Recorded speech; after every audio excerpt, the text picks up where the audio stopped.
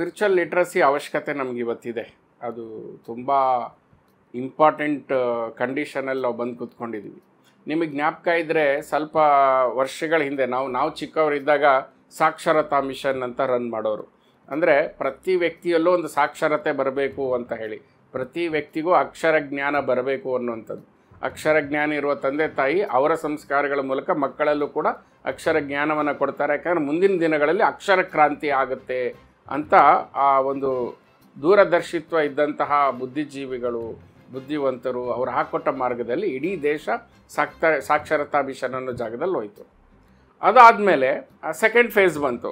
ಅದರಲ್ಲಿ computer literacy ಅಂತ ಬಂತು. ಅಂದರೆ ನಿಮಗೆ ಕಂಪ್ಯೂಟರ್ ಗೊತ್ತಾಗಲೇಬೇಕಿತ್ತು, ಕಂಪ್ಯೂಟರ್ ಬಳಸೋದು ಗೊತ್ತಾಗಲೇಬೇಕಿತ್ತು. ಸೊ ಅವತ್ತು ಶುರುವಾದ ಕಂಪ್ಯೂಟರ್ ಲಿಟ್ರಸಿ ಇವತ್ತು ಮೊಬೈಲ್ನೂ ಉಪಯೋಗಿಸುವಂತಹ ಅವಶ್ಯಕತೆ. ಇನ್ನೂ ಯಾರಾದರೂ ಅನಕ್ಷರಸ್ಥ ಇದ್ದರೆ ಅವನೂ ಕೂಡ ಇವತ್ತು ಮೊಬೈಲ್ನ ಬಳಸ್ಕೊಂಡು ಬದುಕಬಹುದಾದಂತಹ ಒಂದು ಬದುಕಿನ ಸ್ಥಿತಿ ಬಂದಾಗ ಇದು ಅನಿವಾರ್ಯತೆಯನ್ನು ಕ್ರಿಯೇಟ್ ಮಾಡುತ್ತೆ. ಸೊ ಈ ಸಾಕ್ಷರತಾ ಮಿಷನ್ನು ಅಥವಾ ಕಂಪ್ಯೂಟರ್ ಲಿಟ್ರಸಿಯ ಮಿಷನ್ನು ಯಾಕೆ ಹುಟ್ಕೊಳ್ತು ಅಂದರೆ ಮುಂದೆ ತನ್ನ ಬದುಕು ನಮ್ಮಲ್ಲಿ ಆ ಅನಿವಾರ್ಯತೆಗೆ ತುಂಬುತ್ತೆ ಅಂತ. ಆ ದೃಷ್ಟಿಯಲ್ಲಿ ನಾವು ನೋಡ್ಕೊಂಡು ಬಂದಾಗ ಇವಾಗ ಬರ್ತಾ ಇರೋ ಮಕ್ಕಳಲ್ಲಿ ಸೂಪರ್ ನ್ಯಾಚುರಲ್ ಎಬಿಲಿಟೀಸ್ ಬರ್ತಾ ಇದೆ. ನೋಡಿ, ನೀವು ಸುಮ್ಮನೆ ಗಮನಿಸಿ, ನಮ್ಮ ಈಗಿನ ಬರೋ ಜನ್ರೇಷನ್ ಮಕ್ಕಳು ನಾವು ಸೀದಾ ಹಿಡ್ಕೋಬೇಕು ಉಲ್ಟಾ ಹಿಡ್ಕೋಬೇಕು ಅಂತ ಗೊತ್ತಾಗ್ತಾ ಇರಲಿಲ್ಲ. ಆದರೆ ಇವತ್ತಿನ ಮಕ್ಕಳು ಮೊಬೈಲಲ್ಲಿ ಗೇಮ್ ಡೌನ್ಲೋಡ್ ಮಾಡಿ ಮೊಬೈಲಿಗೆ ವಾಯ್ಸ್ ಕೊಟ್ಟು ಅದರಲ್ಲಿರೋ ವಿಷಯಗಳನ್ನು ಇಂಟ್ರ್ಯಾಕ್ಟ್ ಮಾಡ್ತಾರೆ. ನಮ್ಮ ಮೊಬೈಲ್ ಇನ್ನೂ ಸರಿಯಾಗಿ ನನ್ನ ತಂದೆ ತಾಯಿಗೆ ಸರಿಯಾಗಿ ಇನ್ನೂ ಬಳಸೋಕ್ಕೆ ಬರೋದಿಲ್ಲ, ಆದರೆ ಅವ್ರ ಮೊಮ್ಮಕ್ಕಳು ಅದರಲ್ಲಿ ಎಕ್ಸ್ಪರ್ಟ್ ಆಗಿದ್ದಾರೆ. ಅವರು ಏನನ್ನು ತಿಳ್ಕೊಂಡು ಬಂದರು ಅಂತ.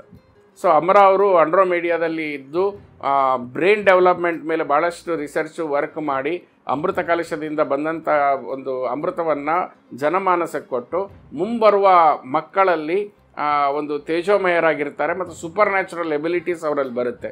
ಸೂಪರ್ ನ್ಯಾಚುರಲ್ ಎಬಿಲಿಟೀಸ್ ಅವ್ರು ಬಂದಾಗ ಅವ್ರ ತಂದೆ ತಾಯಿ, ದಡ್ಡ ತಂದೆ ತಾಯಿ, ಸ್ಪಿರಿಚುವಲ್ ಲಿಟ್ರಸಿ ಇಲ್ಲದಿರೋ ತಂದೆ ತಾಯಿ ಏನು ಅನ್ಕೋಬೋದು, ನನ್ನ ಮಗ ಹುಚ್ಚ, ಅವನಿಗೆ ಮಾನಸಿಕ ಕಾಯಿಲೆ ಇದೆ, ದಡ್ಡನ ಥರ ಆಡ್ತಿದ್ದಾನೆ, ಹುಚ್ಚಿನ ಥರ ಆಡ್ತಾ ಇದ್ದಾನೆ, ಹೆಂಗೆಂಗೋ ಆಡ್ತಾ ಇದ್ದಾನೆ ಅಂತ ಹೇಳಿ ಅವನನ್ನು ಹುಚ್ಚಾಸ್ಪತ್ರೆಗೆ ಹಾಕೋದಕ್ಕೋ ಅಥವಾ ಇನ್ನೇನೋ ಮಾಡೋದಕ್ಕೆ ಮಾಡೋ ಸಾಧ್ಯತೆಗಳು ಮುಂದಿನ ದಿವಸಗಳಲ್ಲಿ ಬರುತ್ತೆ. ಸೊ ಹೀಗಾಗಿ ನಾವು ಋಷಿಗಳು ಏನು ಪ್ರೇರಣೆ ಮಾಡಿದ್ರು, ಈಗ ಸ್ಪಿರಿಚುವಲ್ ಲಿಟ್ರಸಿ ಅಂತ ಹೇಳಿ ಮಹರ್ಷಿ ಅಮರ ಅವರು ಹೇಳ್ತಾಯಿದ್ರು. ಸ್ಪಿರಿಚುವಲ್ ಲಿಟ್ರಸಿ ಅವತ್ತು ಹೇಳ್ತಾಯಿದ್ರು, ಯೋಗ ಪ್ರತಿಯೊಬ್ಬರ ಮನೆಗೆ ಹೋಗುತ್ತೆ. ಯೋಗ ಪ್ರತಿಯೊಬ್ಬರ ಮನೆಗೆ, ಭಾರತದಲ್ಲಿ ಯೋಗದ ಬಗ್ಗೆ ನಾವು ದೊಡ್ಡದಾಗಿ ಮಾತಾಡ್ತಾ ಇದ್ವಿ, ಯಾರೂ ಮನೇಲಿ ಯೋಗ ಮಾಡ್ತಾ ಇರಲಿಲ್ಲ. ಅಂಥದ್ದು ಪ್ರಪಂಚದಾದ್ಯಂತ ಯೋಗ ವಿಲ್ ಬಿ ಪ್ರಾಕ್ಟೀಸ್ಡ್ ಅಂತ ಅವ್ರು ಹೇಳ್ತಾಯಿದ್ರು. ಅದು ಇವತ್ತು 30-40 ವರ್ಷದ ನಂತರ ಅವ್ರು ಹೇಳಿರೋ ಮಾತು ನಿಜ ಆಗ್ತಾಯಿದೆ. ನಾವು ಯೋಗ is a house hold name not only in India, in the world it self. So ಹಾಗಾದರೆ ಯೋಗ ಪ್ರತಿಯೊಬ್ಬರ ಮನೆ ಸೇರಿಕೊಂಡಿದೆ ಅಂತಂದಮೇಲೆ ಅಲ್ಲಿ ವೇದಾಂತಗಳು ಸೇರಿಕೊಳ್ಳುತ್ತೆ ಅಂತ.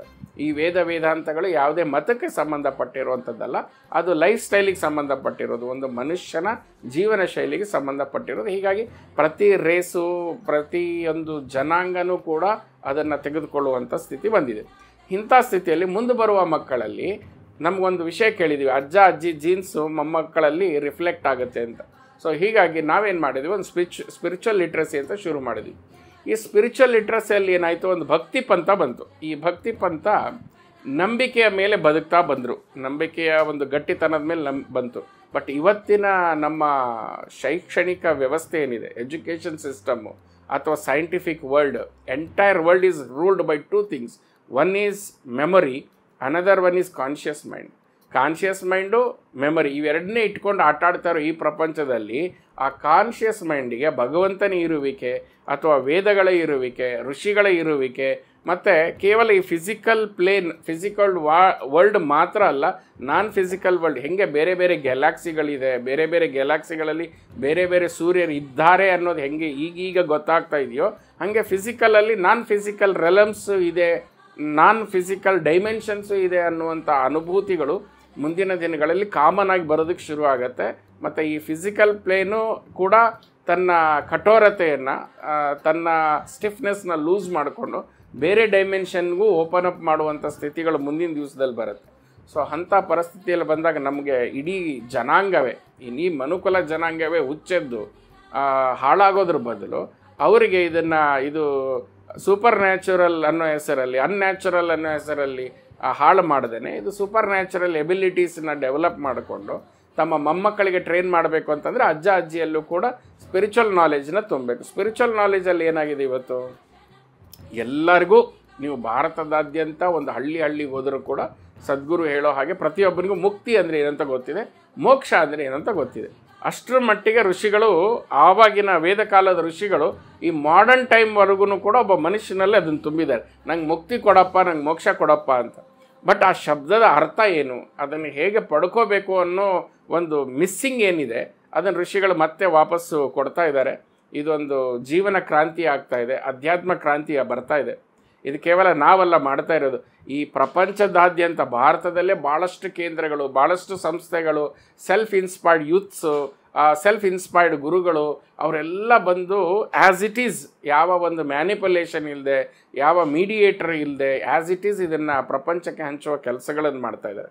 ಮುಂದಿನ ದಿವಸದಲ್ಲಿ ನಮಗೆ ಸ್ಪಿರಿಚುವಲ್ ಲಿಟ್ರಸಿ ಎಷ್ಟು ಇಂಪಾರ್ಟೆಂಟ್ ಅನ್ನೋದು ನಮ್ಗೆ ಗೊತ್ತಾಗುತ್ತೆ. ಯಾಕಂದರೆ ಮನುಷ್ಯ ತನ್ನನ್ನು ತಾನು ಏನು ಸರಿ ಅಂದ್ಕೊಂಡು ಮಾಡ್ಕೊಂಡು ಬಂದೋ, ಅನುಕೂಲಕ್ಕೆ ಬೇಕಾದಂಥ ವಸ್ತುಗಳನ್ನ ಕಂಡು ಹಿಡ್ಕೊಳ್ತಾ ಬಂದ, ಅದು ಐಷಾರಾಮಿ ಕನ್ವರ್ಟ್ ಆಯಿತು. ಆ ಐಷಾರಾಮ್ಯದಿಂದ ಮನೋರೋಗ ಜಾಸ್ತಿ ಆಯಿತೇ ಹೊರತು, ಡಾಂಬಿಕತನ ಜಾಸ್ತಿ ಆಯಿತೇ ಹೊರತು, ಹುಚ್ಚುತನ ಜಾಸ್ತಿ ಆಯಿತೇ ಹೊರತು ಮನುಷ್ಯನಲ್ಲಿ ಬೇಕಾದಂಥ ಶಾಂತಿ ನೆಮ್ಮದಿ ಅಂತ ಸಿಗಲಿಲ್ಲ. ಸೊ ಇದು ಕಂಡುಕೊಂಡಂಥ ವಿಜ್ಞಾನಿಗಳು ಇವತ್ತಿಲ್ಲ ನಾಳೆ ಅವರು ಕ್ವಾಂಟಮ್ ಸೈನ್ಸ್ ಕಡೆಗೆ ಬರ್ತಾ ಇದ್ದಾರೆ, ಮೆಟಾಫಿಸಿಕ್ಸ್ ಕಡೆ ಬರ್ತಾ ಇದ್ದಾರೆ. ಅವ್ರು ಯಾವತ್ತು ಆಧ್ಯಾತ್ಮದ ಕಡೆಗೆ ತಿರುಗಿ ಬರ್ತಾರೆ ಅಂದರೆ ಅವ್ರು ಇಷ್ಟು ದಿವಸ ಬಹಿರ್ಮುಖವಾಗಿ ಪ್ರಪಂಚವನ್ನು ಅಧ್ಯಯನ ಮಾಡ್ತಾಯಿದ್ರು. ವೇದಗಳಲ್ಲಿರೋ ಋಷಿಗಳು ಅಂತರ್ಮುಖಿಯಾಗಿ ಅಂತರಂಗವನ್ನು ಅಂಡರ್ಸ್ಟ್ಯಾಂಡ್ ಮಾಡ್ಕೊಳ್ತಾ ಇದ್ರು. ಯಾಕಂದರೆ ಯಥಾ ಬ್ರಹ್ಮಾಂಡೆ ತಥಾ ಬ್ರಹ್ಮಾಂಡೆ ಅಂತ. ಸೊ ನನ್ನನ್ನು ಅರ್ಥ ಮಾಡ್ಕೊಂಡ್ರೆ ಜಗತ್ತು ನನಗೆ ಅರ್ಥ ಆಗುತ್ತೆ ಅಂತ. ಹೀಗಾಗಿ ಟೆಲಿಸ್ಕೋಪ್ಗಳು ಅವೆಲ್ಲ ಇಲ್ಲದೇ ನಕ್ಷತ್ರಗಳು, ಆಮೇಲೆ ಸೂರ್ಯ, ಗ್ರಹಗಳ ಚಲನವನ್ನೇ, ಇವನ್ನೆಲ್ಲವನ್ನು ಅವ್ರು ಅಕ್ಯುರೇಟಾಗಿ ಹೇಗೆ ಹೇಳೋಕ್ಕೆ ಸಾಧ್ಯ ಆಯಿತು ವಿತೌಟ್ ಎನಿ ಸೈಂಟಿಫಿಕ್ ಇನ್ಸ್ಟ್ರೂಮೆಂಟ್. ಆ ಮಿಸ್ಸಿಂಗ್ ಲಿಂಕ್ ಮೇಲೆ ನಾವು ವರ್ಕ್ ಮಾಡಿ ಜನಗಳಿಗೆ ಹಂಚೋ ಕೆಲಸ ಮಾಡ್ತಾಯಿದ್ವಿ. ಆಮೇಲೆ ಏನಾಗ್ತಾಯಿದೆ ಅಂದರೆ ಅಧ್ಯಾತ್ಮದ ಬಗ್ಗೆ ನಮಗೆಲ್ಲರಿಗೂ ಎಲ್ಲ ಗೊತ್ತಿದೆ. ಯಾಕಂತಂದರೆ ನಾವು ಭಗವಂತ ಓಡಾಡಿರೋ ಹಿತ್ತಲ ಮನೆ ನೋಡಿ ನಮ್ಮದು. ನಮ್ಮ ಭಾರತದಲ್ಲಿ ಭಗವಂತ ಓಡಾಡಿಬಿಟ್ಟಿದ್ದಾನೆ, ಇಲ್ಲೇ ಓಡಾಡಿ ಬಿಡ ಅಂತ ಅಂದ್ಕೊಂಡು ನಾವು ತುಂಬ ಕೇರ್ಲೆಸ್ ಆಗಿ ಬದುಕ್ತಾ ಇದ್ದೀವಿ. ನಮಗೆ ಯಾರು ಕೇಳಿದ್ರು ಕೂಡ ಒಬ್ಬ ವಿಷಯಕ್ಕೆ ಸುಮ್ಮನೆ ಬಾಯಿ ಬಿಟ್ಟರೆ ಅಧ್ಯಾತ್ಮ ದೇವ್ರ ಬಗ್ಗೆ ಪುಟಗಟ್ಟಲೆ ಮಾತಾಡ್ತಾನೆ, 1000 ನಾಮಗಳನ್ನು ಬೇಕಾದ್ರೂ ಹೇಳಿಬಿಡ್ತಾನೆ. ಬಟ್ ದೇವರನ್ನು ತೋರಿಸು ಅಂತ ಅಂದರೆ ಯಾರೂ ಮುಂದೆ ಬರ್ತಾ ಇಲ್ಲ. ಹಾಗಾದರೆ ಅಲ್ಲೆಲ್ಲೋ ಒಂದು ಮಿಸ್ಸಿಂಗ್ ಪೇಜಸ್ ಇದೆ ಅಂತ ನಮಗನ್ನಿಸ್ತು. ನಮ್ಮಲ್ಲಿ ಎ ಗೊತ್ತಿದೆಯೋ ಇಲ್ಲೋ ಗೊತ್ತಿಲ್ಲ, ಬಿ ಗೊತ್ತಿದೆ, ಎಲ್ಲ ಒಂದು ಕಡೆ ಎಮ್ ಗೊತ್ತಿದೆ, ಆಮೇಲೆ ಝಡ್ ಗೊತ್ತಿದೆ, ಮಧ್ಯೆ ಗೊತ್ತಿದೆ, ಯಾರಿಗೂ ಒಂದು ಆರ್ಡ್ರಲ್ಲಿ ಗೊತ್ತಿಲ್ಲ. ಸೊ ಏನಿದು ಆರ್ಡರು, ಫಸ್ಟ್ ಏನು ಎ ಕಲಿಬೇಕು, ಬಿ ಕಲಿಬೇಕು, ಸಿ ಕಲಿಬೇಕು, like that we have to end with Z. ಎಲ್ಲರಿಗೂ ಗೊತ್ತಿದೆ, ಆದರೆ ಎಲ್ಲೆಲ್ಲೋ ಏನೇನೇನೋ ಗೊತ್ತಿದೆ, ಮಧ್ಯೆ ಇರೋ ಮಿಸ್ಸಿಂಗ್ ಪೇಜಸ್ ಗೊತ್ತಿಲ್ಲ, ಅನುಭವ ಗೊತ್ತಿಲ್ಲ. ಬೇರೆ ಜ್ಞಾನ ಒಂದರೆ ಉಪಯೋಗ ಆಗೋದಿಲ್ಲ. ಜ್ಞಾನ ಪ್ಲಸ್ ಅನುಭವ ಸೇರಿ ಒಂದು ಅನುಭವವನ್ನು ಸೃಷ್ಟಿ ಮಾಡುತ್ತೆ. ಅದರ ಕೆಳಗಡೆ ನಮ್ಮ ಸಪ್ತಋಷಿ ಮಾರ್ಗದಲ್ಲಿ ಕೆಲಸ ಮಾಡೋದಕ್ಕೆ, ರಿಸರ್ಚ್ ಮಾಡೋದಕ್ಕೆ ಕೊಟ್ಟಿದ್ದಾರೆ. ನಾವೇನು ಮಾಡ್ತಾಯಿದ್ದೀವಿ, ಎಲ್ಲ ಒಂದು ನಂಬಿಕೆಗಳು ಏನಿದೆ, ಶ್ರದ್ಧೆ ಏನಿದೆ, ಸೈನ್ಸ್ ಏನಿದೆ, ಅಕಲ್ಟ್ ಸೈನ್ಸ್ ಏನಿದೆ, ಮಿಸ್ಟಿಕಲ್ ಸೈನ್ಸ್ ಏನಿದೆ, ವೇದಗಳೇನಿದೆ, ವೇದಾಂತಗಳೇನಿದೆ, ಮತ್ತು ಬೇರೆ ಬೇರೆ ಋಷಿಗಳು ಮಾಡಿರೋ ಸಾಧನೆ, ಗುರುಗಳು ಮಾಡಿರೋ ಸಾಧನೆ, ಪಂಥಗಳು ಮಾಡಿರೋ ಸಾಧನೆ, ಮತಗಳು ಮಾಡಿರೋ ಸಾಧನೆಗಳನ್ನೆಲ್ಲ ನೋಡಿ ಪ್ರತಿಯೊಬ್ಬ ಮನುಷ್ಯನಿಗೆ ಎಲ್ಲಿ ಬೆಳಕು ಸಿಗುತ್ತೆ, ಎಲ್ಲಿ ಸ್ವತಂತ್ರ ಸಿಗುತ್ತೆ, ಎಲ್ಲಿ ಮುಕ್ತಿ ಸಿಗುತ್ತೆ, ಆ ವಿಷಯಗಳನ್ನು ನಾವು ಅನುಭವದ ಮೂಲಕ ಪಡೆದು ಅದನ್ನು ಹಂಚುವಂಥ ಕೆಲಸ ಮಾಡ್ತಾಯಿದ್ವಿ.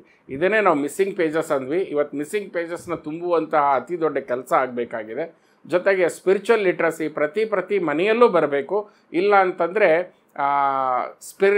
ಸ್ಪಿರಿಚುವಲ್ ನಾಲೆಜ್ ಇಲ್ಲದೆ ಇರೋ ಸಾಫ್ಟ್ವೇರ್ ಇಂಜಿನಿಯರ್ಸ್ ಇವತ್ತು ನೇಣು ಹಾಕ್ಕೊಳ್ತಾ ಇದ್ದಾರೆ. Rich people they are going into ರೋಗ್ಸ್. ಅಂಥವರು ಇವಾಗ ಸ್ಪಿರಿಚುವಲ್ ಕಡೆ ಬರ್ತಾ ಇದ್ದಾರೆ. ಸ್ಪಿರಿಚುವಲ್ ಕಡೆ ಬಂದಾಗ ಸಮಾಜವೇ ಅವ್ರನ್ನ ವಿರುದ್ಧ ನಿಲ್ಲುವಂತಹ ಅಂಥ ಸಮಾಜದಲ್ಲಿ ಇದ್ದೀವಿ. ಒಬ್ಬ ಸನ್ಯಾಸಿಗೆ, ಒಬ್ಬ ಬೌದ್ಧ ಬಿಕ್ಕುಗೆ, ಅಥವಾ ಒಬ್ಬ ಒಂದು ವೇದಾಂತಿಗೆ ಸಮಾಜ ಅವತ್ತಿಂದನೂ ವಿರೋಧವಾಗಿದೆ, ಇವತ್ತು ವಿರೋಧವನ್ನು ಕೊಡ್ತಾ ಇದೆ. ಅಂಥ ಸಮಾಜವನ್ನು ನಾವು ಸರಿ ರೂಪಕ್ಕೆ ತರಬೇಕಂತಂದರೆ ಸಾಮಾಜಿಕ ರೂಪದಲ್ಲೇ ನಾವೆಲ್ಲ ಒಟ್ಟಿಗೆ ಸೇರಿ ಸ್ಪಿರಿಚುವಲ್ ಲಿಟ್ರಸಿನ ತುಂಬಬೇಕು. ಯಾವ ವಿಷಯಕ್ಕೆ ಅವ್ರು ಹೋಗ್ತಿದ್ದಾರೆ, ಯಾವ ಮನಸ್ಸಿನ ನೆಮ್ಮದಿಯನ್ನು ಕಂಡ್ಕೊಳ್ಳೋಕೆ ಹೋಗ್ತಾ ಇದ್ದಾರೆ, ಅದರಿಂದ ಮನೆಯ ಪ್ರತಿಯೊಂದು ಮನೆಯಲ್ಲಿ, ಪ್ರತಿಯೊಂದು ಕುಟುಂಬದಲ್ಲಿ ಹೇಗೆ ನೆಮ್ಮದಿ ಬರುತ್ತೆ, ದುಡ್ಡಿದೆಯೋ ಇಲ್ವೋ, ನೆಮ್ಮದಿಯಿಂದ ಬದುಕುವ ರೀತಿ ಹೇಗಿದೆ ಅನ್ನೋವಂಥದ್ದು ಒಂದು ವಿಷಯ ದೊಡ್ಡದ ಲೆವೆಲಲ್ಲಾಗಬೇಕು. ಅದರ ಜವಾಬ್ದಾರಿ ನಿಮ್ಮ ಹಾಗೆ ಇರೋ ಯುವಕರಿಗೆ ಸಂಬಂಧಪಟ್ಟಿರೋದು.